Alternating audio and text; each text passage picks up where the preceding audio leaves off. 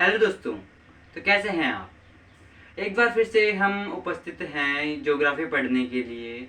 Geography की इस class में आप सभी का हार्दिक स्वागत है। दोस्तों, आपको पता है कि हम ज्योग्राफी पढ़ रहे हैं और ज्योग्राफी में हम पिछले एक एक डेढ़ महीने से ज्योग्राफी ही पढ़ रहे हैं। और दोस्तों, आपने अगर इससे पहले के जो कुछ वीडियोज़ हैं अगर वो नहीं देखे हैं तो आप इसकी प्लेलिस्ट बनी हुई है चैनल पर अलग से, उसमें लगभग 30 वीडियो हो चुके हैं, तो आप उसको देख सकते हैं। और आज हम इसके अंदर जो पढ़ने वाले हैं वो है ज्वालामुखी। तो आज हम ज्वालामुखी के बारे में जानने वाले हैं। हम जो चैप्टर पढ़ रहे थे पृथ्वी की आंतरिक संरचना, उसके अंतर्गत हम आज ज्वालामुखी के बारे में जानने वाले हैं। वैसे हम बेसिकली ज्वालामुखी के बारे में पिछले वीडियो में जान चुके हैं, आज हम उसी के आगे से शुरू करेंगे। तो नमस्कार साथियों, मेरा नाम है रुपेंद्र सिंह और चलिए शुरू करते हैं। जैसे कि मैंने आपको बताया कि हम ज्वालामुखी के बारे में थोड़ा बहुत पहले से जान चुके हैं, उसको मैं पहले थोड़ा सा आपको रिकॉल करवा देता हूँ और फिर हम आगे बढ़ते हैं। तो दोस्तों, हमने जो ज्योग्राफी में हमने कल जो ये ज्वालामुखी है उसमें जाना था कि जो पृथ्वी की जो सरफेस होती है, जो तल होता है, वहाँ पर कोई भी छिद्र या फिर कोई दरार होती है जिसके माध्यम से पृथ्वी के अंदर उपस्थित लावा या फिर गैसें बाहर निकलती है, तो उसे ही ज्वालामुखी कहते हैं। तो उसे याद रखिएगा, ये दरार या तो कोई दरार होती है या फिर कोई छिद्र होता है तल पर, जिसके माध्यम से पृथ्वी के अंदर से कोई पदार्थ बाहर निकलता है, कोई गैस लावा बाहर निकलता है, तो उसे ही ज्वालामुखी कहते हैं, उसे ही वोल्केनो कहते हैं। फिर हमने ज्वालामुखीता के बारे में पढ़ा था कि ज्वालामुखी और जो इससे संबंधित ज्वालामुखी से संबंधित जो प्रक्रियाएं हैं उन्हें ज्वालामुखीता कहते हैं। और हमने ये भी जाना था कि ये ज्वालामुखी है जो कि पृथ्वी के लिए बहुत ही उपयोगी है, पृथ्वी पर प्रकृति का सामंजस्य बनाने के लिए बहुत ही उपयोगी है। और फिर उसके बाद में हमने जो दो शब्द जाने थे, लावा और मैग्मा। तो मैग्मा हमने जाना था कि जो पृथ्वी के अंदर तरल चट्टानी पदार्थ है, बहुत ही गर्म पदार्थ है, तरल चट्टानी पदार्थ है, उसे मैग्मा कहते हैं। और जब ये मैग्मा ही पृथ्वी के अंदर से बाहर आता है तो इसी मैग्मा को हम लावा कह देते हैं। ये भी हम जान चुके हैं पिछले बड़े वीडियो में। और फिर हमने जाना था कि जो ये लावा जो बाहर आता है पृथ्वी के अंदर से, जो ये मैग्मा बाहर आता है, तो इसके अंदर 60 to 90%, 60 से 90% जलवाष्प होती है। और भी हमने जो कुछ गैसें थी, सल्फर जैसी गैसें, उनके बारे में जाना था कि ये गैसें इससे बाहर निकलती है। और दोस्तों, उसके बाद में हमने फिर जाना था ज्वालामुखी के प्रकार के बारे में, ज्वालामुखी के प्रकारों के बारे में। और जब हम ज्वालामुखी के प्रकार के बारे में जान रहे थे तो हमने जाना था कि इसके दो आधार हैं, उन दो आधार के अनुसार इसे विभाजित किया जाता है। एक तो है, जो हमने दो आधार हैं उनमें से हमने एक आधार इसका पढ़ चुके हैं और एक आधार हम इसका आज पढ़ने वाले हैं। तो दोस्तों, हमने इसके दो आधारों के बारे में जाना था और आज हम उसी में से एक तो हमने पढ़ चुके हैं और एक हम आज जानने वाले हैं। तो एक तो था विस्फोट की आवृत्ति के आधार पर, जो कि हम पढ़ चुके हैं। हमने वहाँ पे जाना था इसके अनुसार तीन होते हैं। जो विस्फोट की जो आवृत्ति के आधार पर ज्वालामुखी तीन प्रकार के होते हैं। एक तो होते हैं सक्रिय, फिर होते हैं प्रसुप्त और होते हैं शांत। सक्रिय, प्रसुप्त और शांत। सक्रिय यानी कि एक्टिव, प्रसुप्त यानी कि डोरमेंट और शांत यानी कि एक्सटिंक्ट। हमने जाना था कि सक्रिय ज्वालामुखी वे ज्वालामुखी होते हैं जो कि हर टाइम उनमें से लावा निकलता रहता है, ऑल टाइम। और दोस्तों, जो प्रसुप्त ज्वालामुखी है उनमें से कभी कभी ज्वालामुखी, वैसे तो कोई संभावना है नहीं, फिर भी कभी कभी इनमें से निकल सकता है, इनमें से कोई संभावना है। और जो शांत ज्वालामुखी है, जो एक्सटिंक्ट ज्वालामुखी है, उनका मतलब है उनमें बहुत ही पहले ज्वाला निकलता था, अब उनमें से लावा निकलने की कोई भी संभावना नहीं है। और हमने ये भी जाना था कि इनमें सबसे ज़्यादा जो खतरनाक जो ज्वालामुखी है वो प्रसुप्त ज्वालामुखी है। और फिर अब हम आज की वीडियो में जो जानने वाले हैं वो है उद्गार के आधार पर ज्वालामुखी, best of nature of eruption के आधार पर। तो इनके भी मैं पिछले वीडियो में ये नाम बता चुका था कि जो ये 5 प्रकार के होते हैं। पहला है शिल्ड ज्वालामुखी, फिर है मिश्रित ज्वालामुखी, फिर है कालडेरा फिर है कॉलडेरा, जिसे इंग्लिश में कॉलडेरा कहते हैं और हिंदी में उसे ज्वालामुखी कुंड कहते हैं।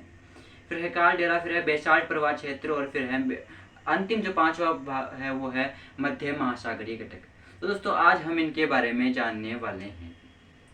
वैसे तो दोस्तों मैं आज आपको थोड़ा सा कम ही दिखाई दूंगा इस वीडियोज में, क्योंकि आज ज़्यादा कुछ समझने वाला है नहीं। आपके सामने कुछ डेफिनेशंस आती जाएंगी, अगर आप उनको ध्यान से पढ़ोगे तो आपको वो समझ में आ जाएगा, इसलिए आज कुछ ज़्यादा समझाने वाला है नहीं। तो दोस्तों आज मैं आपको थोड़ा सा कम ही दिखाई दूंगा। आज आपके सामने स्क्रीन पर ही कुछ जैसे कि इस प्रकार से अभी आपको दिख रहा है, इसी प्रकार से आपको कुछ दिखता रहेगा स्क्रीन पर। तो दोस्तों अब हम आगे बढ़ते हैं और आगे हम जो पहला जो हम जानने वाले हैं वो है शील्ड ज्वालामुखी। लेकिन उससे पहले आपके सामने एक ये चित्र है, अब आप इस वाले चित्र को देख लीजिए। आपको समझ में तो इस वाले चित्र से कुछ भी नहीं आएगा, फिर भी आप एक बार इस वाले चित्र को देख लीजिए, फिर हम शुरू करते हैं आगे, क्योंकि इसी चित्र के अनुसार हम आगे बढ़ने वाले हैं।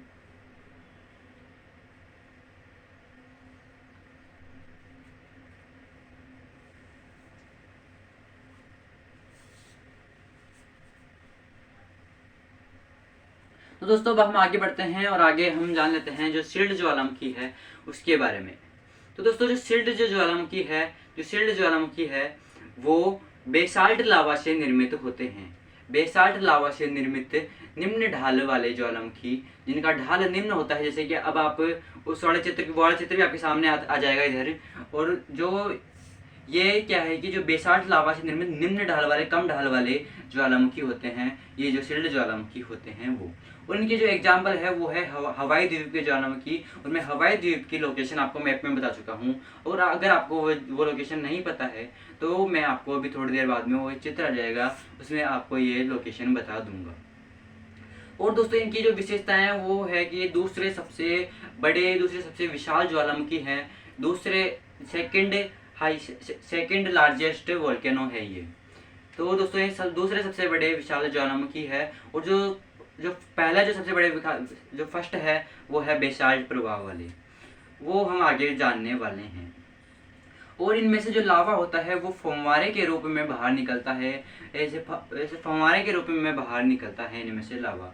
और इनके जो जहाँ पर से लावा बाहर निकलता है, जिस जगह जो ज्वालामुखी इस प्रकार से होता है जहाँ से लावा बाहर निकलता है, वो वाला जो शेप होती है वो शंकु के आकार की होती है, जैसे कि आपको चित्र में दिख रहा होगा। दोस्तों इनके जो ऊपर की जो शेप होती है वो शंकु आकार होती है, और सामान्यतः ये इनमें से कम विस्फोट होता है।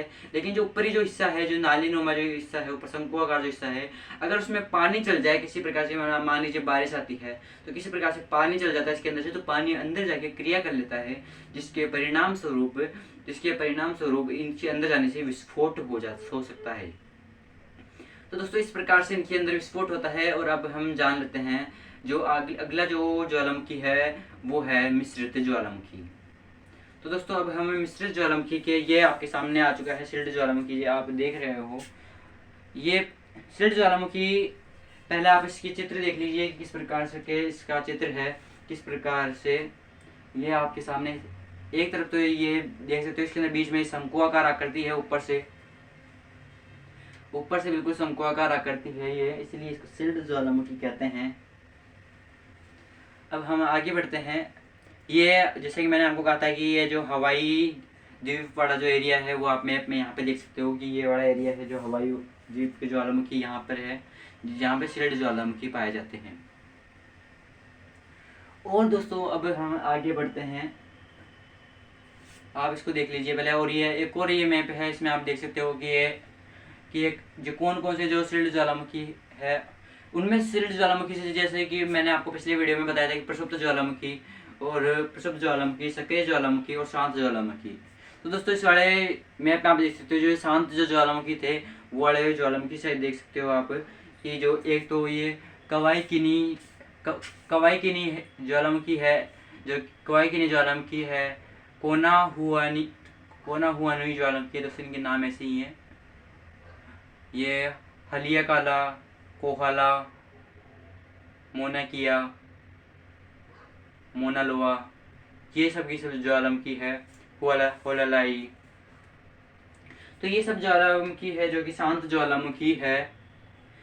इनमें से ये एक तरफ तो शांत है। अब ये जैसे कि ये हमने मोना किया जाना, ये डोरमेंट है, ये प्रसुप्त है। और जो मोना लोआ है वो सक्रिय ज्वालामुखी है। तो इनके नीचे लिखा हुआ भी है कि ये कौन कौन से ज्वालामुखी है, आप इसको भी देख सकते हो। तो जैसा कि मैंने आपको कहा था कि अब हम मिश्रित ज्वालामुखी के बारे में जानने वाले हैं। और जो मिश्रित जो ज्वालामुखी होते हैं, और दोस्तों जो ये मिश्रित जो ज्वालामुखी होते हैं उनके बारे में जाने तो ये बेसाल्टिक लावा की अपेक्षा अधिक ठंडे व श्यान यानी कि गाढ़ा व चिपचिपा लावा की परतों से निर्मित शंकुकार ज्वालामुखी है। दोस्तों ये भी शंकुआकार ज्वालामुखी है जो कि बेसाल्टिक लावा की अपेक्षा अधिक ठंडे व श्यान लावा की परतों से निर्मित शंकुआकार ज्वालामुखी हैं ये। और उससे इनकी बात करें तो ये अत्यधिक विस्फोटक ज्वालामुखी है। ये बहुत ही ज़्यादा विस्फोटक ज्वालामुखी है। उनमें जब इनमें से लावा भारी मात्रा में जलखंडाश्मी निकास नली के पास एकत्रण, ये आपके सामने लिखा हुआ भी आ रहा है। उसका जो एग्जाम्पल है वो है माउंट कोटापैक्शी, जो कि इक्वाडोर में है। और उसके साइड में चित्र भी है। आप इन दोनों में डिफरेंस को देख सकते हो। यहाँ पे इंग्लिश में लिखा हुआ है, ये एनसीईआरटी से लिया गया है।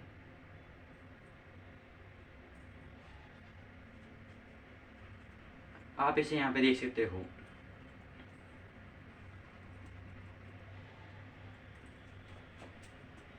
आप इसे देखिए, जब तक इसे पढ़िए तब तक हम आगे बढ़ते हैं। जो ये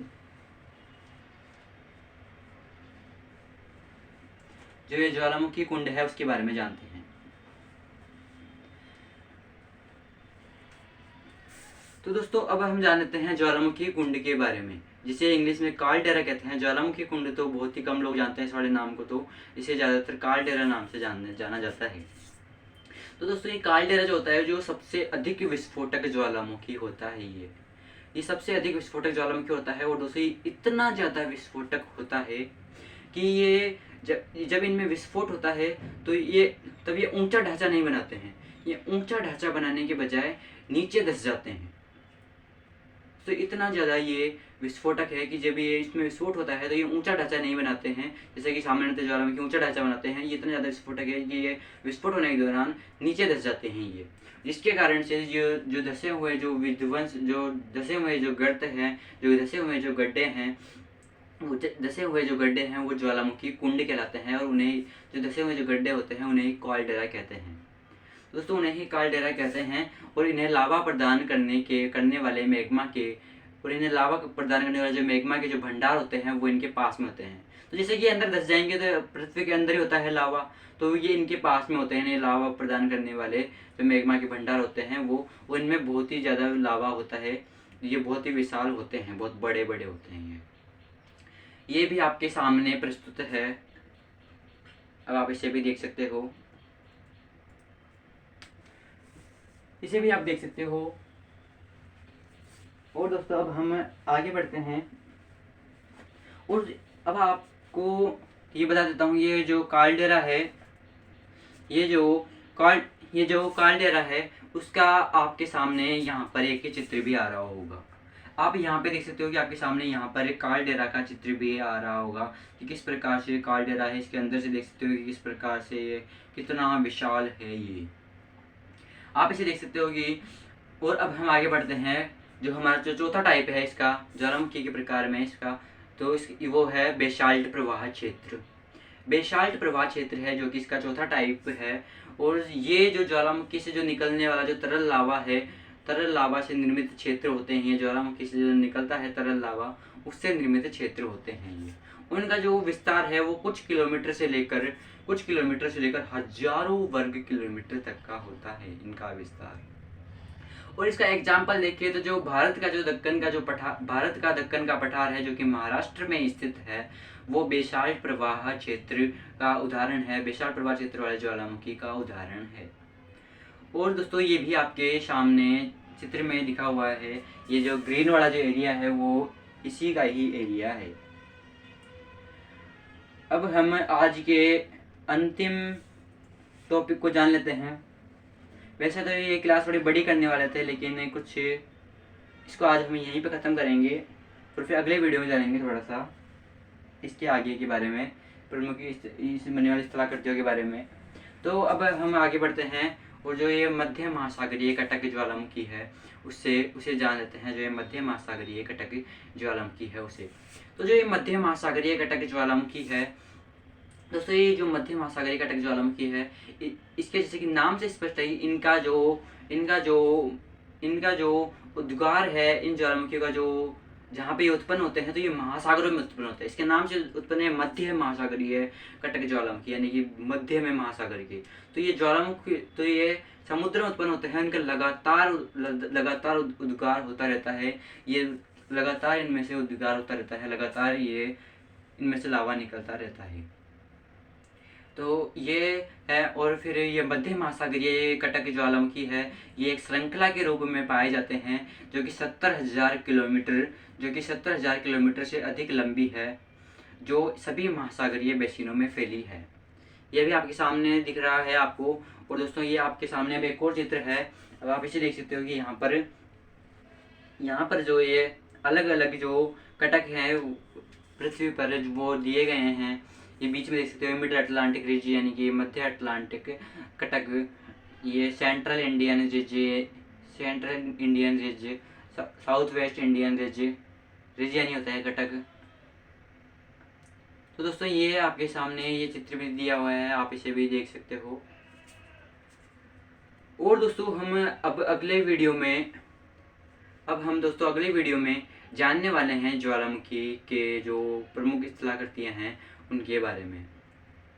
तो दोस्तों ज्वालामुखी से बनने वाले प्रमुख स्थलाकृतियों के बारे में हम अगले वीडियो में जानने वाले हैं, जो कि बहुत ही वैसे तो उसको मैं यहाँ पे भी ख़त्म कर सकता था, लेकिन क्या है कि ये बहुत ही इम्पोर्टेंट है, ये वाला जो पार्ट है इस वाले चैप्टर में, ये बहुत ही ज़्यादा इम्पोर्टेंट है।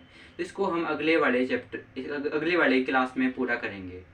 तो दोस्तों कैसा लगा आपको ये वीडियो अच्छा लगा तो वीडियो को लाइक कीजिए, चैनल को सब्सक्राइब कीजिए, वीडियो पर कमेंट जरूर कीजिए कैसा लगा आपको वीडियो, ये कमेंट जरूर कीजिए, कमेंट में बताइए।